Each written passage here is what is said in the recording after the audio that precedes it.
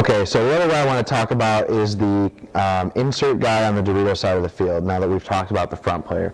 The Dorito insert player is a very important player on any X-ball team for multiple reasons. One, because he is basically Mr. Dependable. He's not going to be the versatile middle guy that fills either way, but his job is probably going to involve either containing or gunfighting all game. It's for this reason that you see a lot of those guys like Yash Rao, Dave Baines, Grayson Goff, and Glenn Takamoto, those type players playing that D insert role. Just because it's a spot that takes a lot of consistency and a very, very smart player. Another reason why it takes generally your smarter, more dependable players is because historically the Dorito side has not been the coaching side. And that means your snake side players, the 2, possibly 3 guys over there, including the middle insert guy, can all get away with a little bit more because they can rely on a snake side coach. You know, if they're supposed to make a move, if they're supposed to shoot at a certain zone, or if there's a guaranteed kill, a snake side coach will let them know. If somebody's coming to bunker them as well, a snake side coach will let them know to protect themselves. So they don't always necessarily need somebody watching over them, and they don't always necessarily need to have great field awareness, just because they're moving up the field and they're going to be pretty much relay information at that next notch anyways. Your Dorito side players are not getting that coaching information. So as they make moves, they pretty much have to keep an eye on stuff. You know, if a Dorito side player makes a bump up to the 50 and then looks cross field and forgets what he was doing, nobody's going to tell him if that player he was shooting at makes a fill to the corner or comes up to the bunker in front of him. You know, unless the player behind him was watching over him, he's not going to hear from a coach that somebody's coming highway to bunker him or to look tape and defend himself. For this reason, that Dorito insert player is basically not a utility man, but he's a one-man army on that D sides, because often you're going to lose that Dorito side front player off break, especially on a layout like this where it was relatively easy to shoot that corner off break from certain spots, and you're going to have to play the island and live over there alone, and that's going to mean dominance, good gun skills, and communication. So for more than one reason, you're going to want your Dorito insert player to be not only dependable but very consistent, and that's because there's a lot of things that he has to think about and a lot of jobs he has to do. On top of possibly containing the Dorito side of the field, maybe dominating a certain bunker, protecting his front player, working in a pair with his front player, he also has to be very loud and communicate all the way across the field to the back and insert players on the snake side of the field. As you can imagine, this is quite the tasking job. So right now, we'll talk about how a good insert player would have played on this particular layout, just as an example. The insert player is communicating constantly with the front player because, as I mentioned in the last segment, the front player will occasionally have to do jobs depending on the situation. But for the most part, the D insert player on this field's job was to contain the Dorito side of the field. Containing the Dorito side of pretty much any X-ball field is quite a bit easier than containing snake side movement for the most part, just because it's not one continuous bunker. There's going to be gaps between every single bunker. You just have to find basically the key bunkers on the field that are spots to shoot those gaps the best. And on this particular field, the best places to shoot any of these Dorito gaps were the Dorito home and this Aztec right here. And you can basically see why, because when you're looking downfield, you'll see the gaps that the enemy front player would have to bump through to get to his next spot up the field. So basically, your Dorito insert player normally wanted to come to this Dorito Aztec. Oftentimes you would get used out to the far corner and you would use one of these two bunkers for your front guy to bump, but he would normally come here if he was trying to contain this side of the field. Let's say you want your Dorito side to be able to get to that 50 quickly, or let's say you're doing a heavy snake side push and you just want to play slow on the Dorito side of the field. This was your bunker to slow play this side of the field, because unless they were on your side of the snake, they weren't easily pinching you out of this Aztec, and this Aztec pretty much saw every single gap between the Aztec to the actual Doritos, and then each Dorito all the way to the 50. Basically, depending on where they went off break was how you set yourself up here. But with most teams always playing the Aztec and the corner, some variance depending on which one the front or insert player would go to, or the corner and one of these two bunkers. Sometimes they would play the cake to move out into the Dorito quickly. Basically, you knew that the zone to play to stop both these guys from moving was shooting right here in between Dorito 1 and Dorito 2.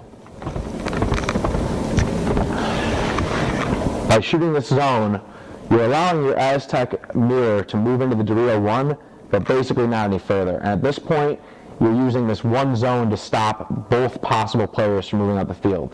You know, in case this is your front player in the corner, he now can't wrap on you to put you in to go up the field, and if he does, you have multiple gaps to lean back and roll on the zones to shoot him going to the 50. If the front player is in this Aztec, and he's able to put in your corner who was fighting him on the outside and make it his D1, now he's still pent up by that exact same lane that you were shooting at the corner anyways. So on this field, you were going to basically play zone paintball from between these Doritos back. As you shot a player, you'd bring it back. Let's say you hit this wide player in the corner, you would basically just shoot straight downfield over this mini-A at your mirror. The next basically opportunity you can, your next move would be to swing out wide and contain from further out in the field. What this is going to do is allow you to pinch him on top of containing him by putting pressure back in and taking away some of his space to live in one of these central bunkers from the other side of the field. And you're going to hide your body from anybody who is possibly moving up the snake side. At this point, if this player tries to fight you or move out of his bunker to do damage control and fill one of the wide bunkers, you're going to shoot him. But even if you never shoot him, why this is a win is because you're keeping him playing crossfield rather than heads up. And eventually he's either going to get pinched by your snake player or pinched by a player behind him shooting at him while he's keeping himself alive shooting at your snake front player. So if you're looking to contain the Dorito side of the field on this type of layout, that was basically what you had to do. You had to work from the bunker that had the best possible zone on all the Dorito moves, shoot players out of the wide spots, and eventually widen yourself to the corner or possibly the D1 and pinch in the dominance and keep them more centered into the field until those guys were eliminated. The next job you have to do if you're not containing would be dominating. Let's say you have a player, a front player in front of you who's making it up the field and getting to the 50. He's going to be at those spots that we talked about in the last episode where he's either looking for kills or he's playing heads up to the nearest threat. At this point, you kind of have a little bit more free leeway to leave these back Aztecs and corner bunkers and follow them up to dominate and possibly pinch out players that are shooting at him. Let's say you have a guy in your mirror who's doing the same job as you. He knows he wants to shoot these gaps, and he knows he wants to stop your Dorito player from making progress. If your Dorito player is stuck in, let's say, the Dorito 1 or 2, you're going to want to swing out past him and work your bunker to start dominating that player in if you can't just shoot him out. Dominating him in will basically force him to play crossfield or tuck in and shoot nothing at all, basically not helping his team, while your front player is freed up to get through that gap and get back to the 50 Dorito again. At this point, when your player can get dominance back, you're pretty much that support player now, and you can kind of get a little bit more active, shooting at those hoppers cross field in, say, the home, the tall cake, the god, or the corner bunker, while your front player started to take up the job of containing the nearest threat. The last thing I want to talk about was if you lose a guy off break, your front player, what you do as an insert. This is why you're basically Mr. Dependable as a Dorito side insert. At this point, what you want to do, if you've lost your player running out past you, is what you would have already done in a slow containment play. And I saw this work several times at World Cup, as long as they played it right and basically took all the risk out of it. And what I mean by that is not gunfighting. If you're out here alone, you're the island, and your other 3 players are probably far enough away that it would be too hard to spread this side of the field. So at that point, your number one job is do not die. Even if someone gets in the 50 Dorito, you can't go try to run them down, because if you trade, you lose this whole side of the field. If they have anybody left, he's going to just fill back up, and still the same situation, you're still about to lose on that side of the field. So at this point, you have to play at very high probability and take all the risk away by playing zone paintball. Let's say these players make their Aztec in corner. If you sit here as the last guy alive over here and shoot at the same zone between D1 and D2, there is no physical way that these two should be able to shoot you out of your bunker. All they should see is your barrel tip shooting a lane at the bunker 20, 30 feet in front of them. They can't even physically put paint right at you to put you in and take you off your lane. So as long as your paint is shooting there and you have a good amount of paint on you, you're basically keeping yourself alive in here by your gun. The players downfield can't move and can't shoot you out, and the players in snake side can't shoot you because you're tight to this side of the field. What's going to get difficult is when these two players realize it's a 2-on-1 on this side of the field, and they start working together in the tape bunkers to put you in while one of them moves. As I was talking about, you already know this is going to be that zone you're shooting right here to stop the movement up the wire. But if the Aztec guy fills into this Dorito, now you basically are in a kind of locked up in a gunfight with two bunkers, unless you're smart enough to realize you can just lean back and just zone and start shooting in front of a D50. Yes, he basically is going to get a free bump to your D2, and you're going to have to let your team know about that, but you're going to take away the risk from yourself at least. Even still, people will, it's difficult to do this, and if players don't have snakeside presence, keeping them honest, they're going to try to edge you in and work up to your lane to make that next move. When this happens, you're going to get put in, and you don't really want to fight back dominance on this inside bunker because now you're fighting into two zones as we've talked about. So at this point, you're going to have to play crossfield. If you are stuck like this crossfield, you should know two things immediately. One, you're keeping yourself alive with your gun because you're in a bunker where anybody up the snake who comes up is going to be able to shoot you out of that spot. Two, you should have immediately relayed as soon as you switched to one of these other guys, hopefully the close guy, if not at least someone, to switch and shoot your way. And this is where communication becomes key. Any one person not doing their job on the X-ball field will cost their team a job against a good team that understands team paintball. So if you switch off your zone and start shooting at the snake and don't say anything, who on this side of the field knows to hold the Dorito side of the field? No one. So at that point, if you're not allowed to contain downfield and do your job heads up that you're supposed to do on this field, you at least have to let your home or some other player know, switch, take my job, play, shoot whatever, shoot for the 50.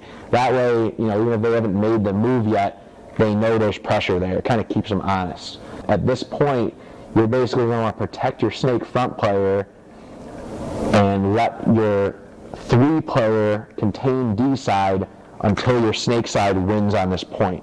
At this point, you have really no more ball. There's not much more you can do.